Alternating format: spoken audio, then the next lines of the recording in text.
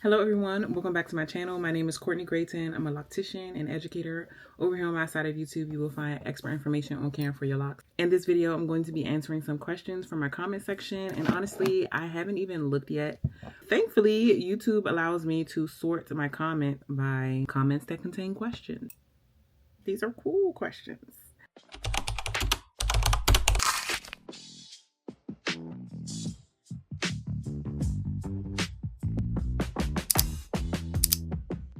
Alright, cancel my cards. It says, "Hi Courtney, I love your videos. I have a question. Is it okay to use black Jamaican oil for the scalp?" I know they mean black Jamaican castor oil. I have briefly mentioned this oil in my video about oils that I did a few years ago, so I should probably update that video. So Jamaican black castor oil is typically used for growth. It is known to speed up growth in your hair. However, it is very thick. So in that video, I talked about trying to stay away from using it all on your entire head and regularly. It shouldn't be the oil that you use on a day-to-day basis. So if you have some areas that may be a little thinning, maybe you have some breakage or a bald spot or something like that, I definitely think that that will be a good oil to just kind of use in spot areas, but it is pretty thick to be using on your locks and regularly, especially if you aren't washing it consistently and with like clarifying shampoos and everything. I just personally believe that there are so many other better oils that you can use on a day-to-day basis. Oils like jojoba oil. I didn't know I didn't close it. Ooh baby from Forestry. Almond oil if you're not allergic, grapeseed oil, vitamin E oil. There's so many different oils that you can use that are more lightweight. I love like this consistency as opposed to Jamaican black castor oil, which can be like the consistency of honey or like molasses. It can be really, really thick. Just imagine piling that on your head day after day, you know, until wash day happens. And by the time you get there, you kind of like have a lot of it in your head and you really have to get it out. So you can check out that video for like very in-depth, my in-depth overview of oils, the kinds to use, how to make your own, and all the things. All right, next person, Tasha Blanchard 5136 says, "I had my first retwist in a few days and I'm washing my hair myself, but I wanted to know if I should let my hair air dry after washing or blow dry it. Does it need to be completely dry for the retwist?" She's washing her hair herself. I personally believe that the loctician should be washing it, but I do understand that people have different setups and all the things. So if you're washing your hair yourself, it definitely should be wet going to the appointment. It's cold now, so, you know, it's not ideal to be outside with cold hair or wet hair. I personally, if I had to do that, I would probably do like a couple layers of shower caps or like plastic bags and then a scarf and then a beanie just to kind of like give you some insulation, but also to keep your hair wet. Your loctician can also wet your hair when you get there. Like if they just spray it to get it wet or damp, or just kind of like rinse you under the wash bowl in order to like wet it again. But I personally, I retwist wet hair, soaking wet hair. And even if the hair starts to dry a lot as I'm going, I usually kind of like spray it a little bit. So I think that the hair like lays better. You're able to detangle it and all of that better when it's wet. So, you know, if you allow your hair to air dry, a lot of times your roots, especially if it's your first retwist, I'm sure after your wash, your roots are going to unravel some. And so if you allow them to air dry together, a lot of times they just tangle, you know, and then your loctician has to go through and pull things apart.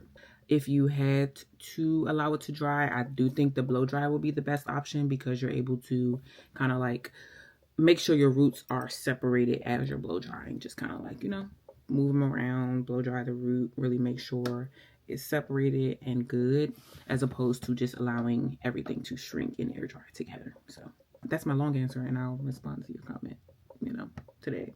Thanks for asking. Exclusive Taj says, "How do you feel about getting invisible locks extensions 1 month after 2-strand starter locks, asking for a friend?" I know what that means. You're asking for yourself, Taj.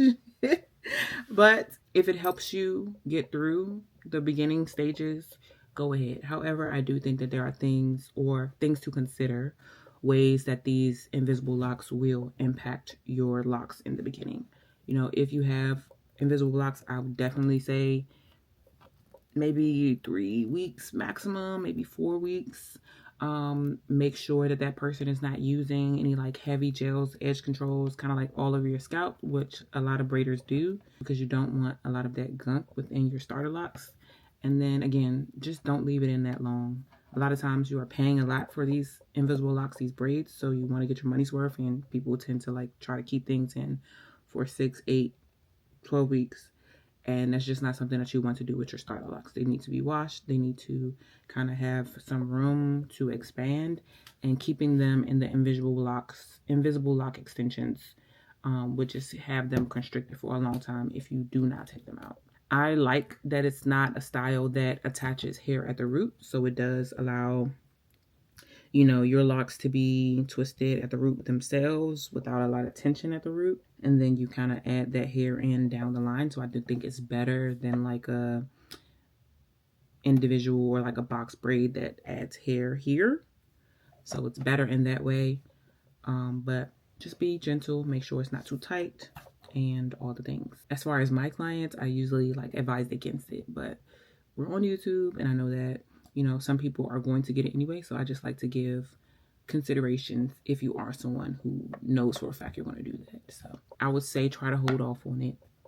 But if you're absolutely going to do it, just keep those things in mind. Okay. And I'll answer one more question. Nat Sams 2899 says, how can I make my locks smaller without cutting them? I'm fresh, got the start about 5 months. So started your locks 5 months ago. You want to make them smaller without cutting them. But with them being 5 months, I'm assuming there's probably some budding and some tangling going on. So it's going to be a little bit harder to just kind of separate them. Like if you said you were in your 1 month, maybe 2 months, and you had 2-strand twists, I would say maybe you could just separate the 2-strand twists and use the 2 pieces of the 2-strand twist as a lock, which would then just kind of like double the amount that you have on your head. But if you are looking to make them smaller, you pretty much will have to comb them out and do them over. That's really the only thing you can do after 5 months of new growth. Yeah, if you don't want to cut them, which I wouldn't recommend, comb them out. You shouldn't have as much loose hair, like as much shedded hair as if you were like years down into your journey, but you will have some shedding, you know, but it won't be as much, and it'll be easier to comb out. So yeah, that's the only way. Thanks, Nat Sams, for asking that question. I hope this was helpful, y'all. If you want me to continue doing this, I can definitely do it, because I have so many questions in my comments. Some of them I have already responded to. Some of them I can't get to all the time. So I would love to answer them in this way for, you know, everyone else to see as well. So let me know if you enjoyed this video. If you have any other questions, drop them below, and you might see your question answered in a next video or a future video. You all have a great night. And I just want to highlight my face. I really wanted to come on here and make sure I record some content, because my sister beat my face down, and it's so good. So if you're in the DMV and you need a makeup artist, I will tag her information below and put it on the screen. Make sure y'all go follow my sister. Okay. See y'all in the next video. Bye.